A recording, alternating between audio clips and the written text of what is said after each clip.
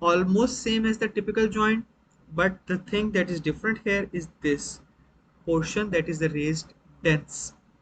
And let's see in the 3D model how we can look at it. Okay, let us get to the point 0. Okay.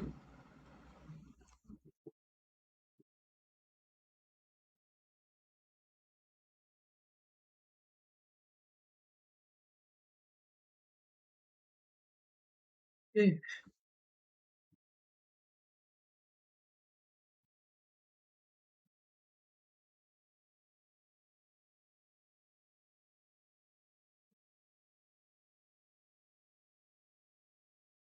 Okay, let's select these two bones.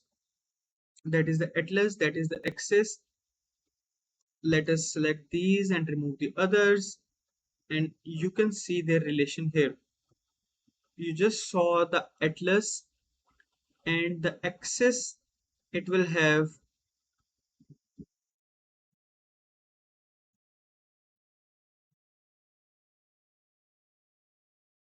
this. You can see the body, the dent. This is the dents that is running between the two. It is embryologically, actually, it's embryologically speaking, the body of the C1 that did not fuse with the C1 but fused with the body of the axis below, and it gives the axis on which the atlas rotates. So let's look at it. It has the dents, it is the raised portion, it has the articular facet that will make a joint with the anterior arch of the atlas above.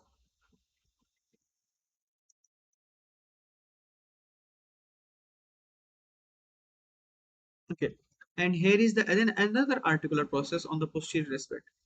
It is joining, basically it is joining the transverse ligament that holds them together. It is making a joint with that. Both of these are synovial joint, and it stays here, and the atlas moves on the top of it as a pivot joint. Then there is a body is again the same features, oval. There is no upper surface. The lower surface has the almost same features: anteroposterior concavity, and the opposite one on the side to side. There is posterior surface, there is opening for basivertebral veins. There is the pedicle is almost hidden, and the transverse process, it is the articular facet. The superior articular facet, it is corresponding to the inferior articular facets of atlas. So it is on the top of the body, and the transverse process, it's again relatively flat and circular in shape. The transverse process, if we look at it, let's try to look at the transverse process. I'm not able to get a very good look in the superior view. As you can see, this the articular process is overhanging it. It is over it. You can see from here. It is on the top of the articular process, on the top of the foramen transversarium. So when we look at the top, we are not able to see it very clearly. If we look at the side, we are able to look at the foramen transversarium. So this articular process, it overhangs the transverse process, and then we are left with this lamina is again going medial and backwards, and there is spine, and spine is not bifid. Thus there is no spine bifid spine of the cervical spine. So let's see here how we can revise.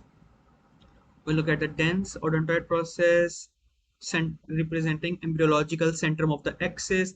There is articular facet anterior for the arch of atlas, posteriorly for the transverse ligament of atlas. There is a lateral mass that is having the superior articular facet, and the transverse process, it is hiding. It is having a single tubercle representing posterior, so there will be no intertubercular bar. There will be no costo-transverse bar, and foramen transversarium, it is overhung by this inferior articular facet. It is much like that of the typical cervical vertebra, looking downwards and forward. and the lamina is thick and rounded as compared to the typical cervical vertebra where it had anterior and posterior surfaces and upper and lower borders. And the posterior spinous process, it's massive and may or may not be bifid. In the 3D model, it was from the Elsevier, and they have taken reference from the Grays. They have shown without, and here it is shown as bifid in the netters. So both are correct because it is in. So it is technically in between the two. The superior one having the posterior tubercle, inferior one having the bifid. So it is between the two. So that is for the axis, and then we are left with the last one, that is the